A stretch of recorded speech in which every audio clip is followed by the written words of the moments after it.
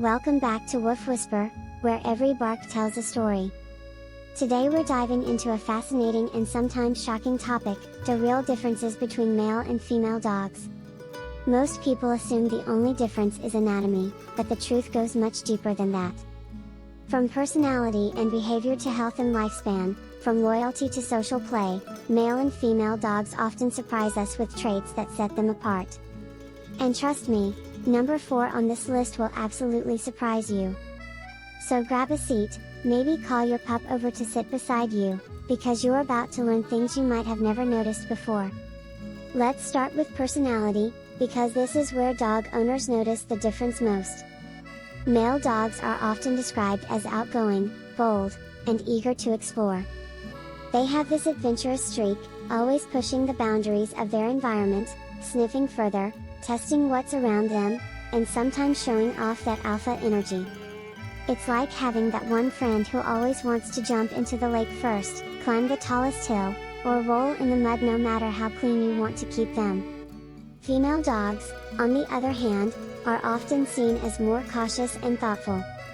Many trainers and owners agree that female dogs tend to be easier to train, not necessarily because they're smarter, but because they can focus better. While a male might get distracted by a butterfly halfway through learning sit, a female is more likely to stay attentive to the treat in your hand.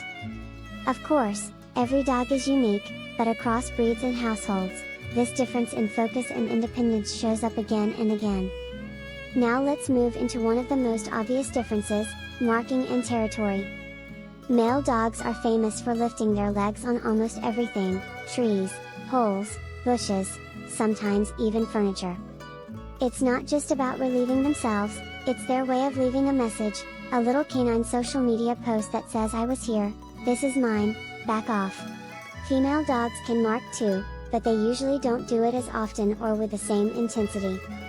And if your male dog hasn't been neutered, this behavior can become even more noticeable, making walks twice as long because he feels the need to stop at every single corner.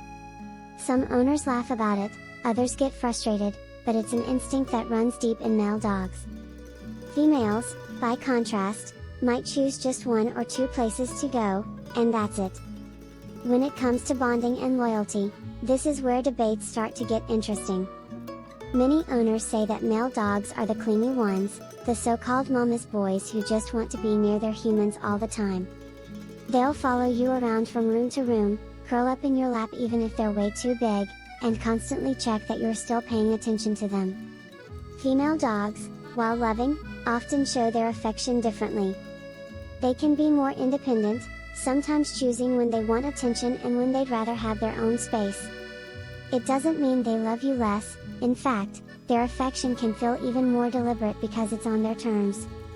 There's also an interesting observation that male dogs often bond very closely with female humans, while female dogs sometimes bond more with male humans, though it's not a strict rule. The truth is that every relationship is unique, but overall, male dogs are generally more openly affectionate, while females can be a little more selective. Now we get to the shocking part, health and lifespan differences. Studies show that, on average, female dogs live slightly longer than male dogs. In some breeds, the difference is 1 to 2 years, which may not sound like much, but in dog years, that's huge. Females are also less prone to certain conditions that affect males, like prostate issues. But it's not all easy for the girls, they come with their own set of risks, such as memory tumors or complications related to heat cycles if they're not spayed. Males, especially if not neutered, are at higher risk of injuries from roaming, fights, or accidents when they go searching for mates. They're also more prone to certain cancers. The surprising part is just how much neutering or spaying can change the game. A neutered male will often live longer than an intact male, and a spayed female is far less likely to develop life-threatening reproductive diseases.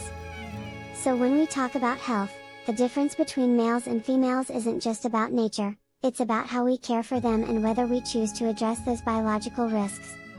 This is why difference number 4 shocks so many people, because it shows us that lifespan and health are deeply tied to gender in ways many dog owners don't expect.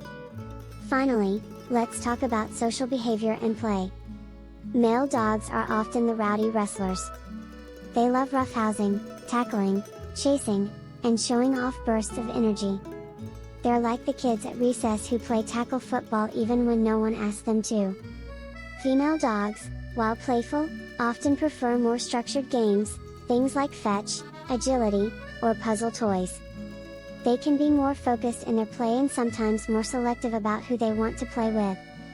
Interestingly, female dogs can also be more territorial with other females, sometimes leading to spats over dominance, while males may fight more over territory or mating rights. When you have one male and one female in the same household, though, the balance can often be perfect. Their differences tend to complement each other, the rough energy of a boy balanced with the steadiness of a girl. That's why many experienced owners recommend adopting one of each if you want two dogs, because they can balance each other beautifully. So there you have it, the 5 shocking differences between male and female dogs. From personality and training to marking habits, bonding, health, and social play, the differences are clear and sometimes even surprising. Neither is better and neither is worse, they're just different. And those differences are what make owning a dog such a unique experience, because no two dogs are ever alike, even within the same gender. Understanding these traits helps us care for them better and appreciate them for who they are. So let me ask you, do you have a male dog, a female dog, or maybe both? Which differences have you noticed the most in your own home? Share your stories in the comments, because I'd love to know if your experiences match what we've talked about today. And if you enjoyed this video, don't forget to give it a thumbs up, share it with your fellow dog lovers, and of course, hit that subscribe button so you never miss another story from Wolf Whisper. Because at the end of the day, every bark tells a story, and every dog, male or female, brings something special into our lives. Thanks for watching, give your pup a big hug from me, and I'll see you in the next one.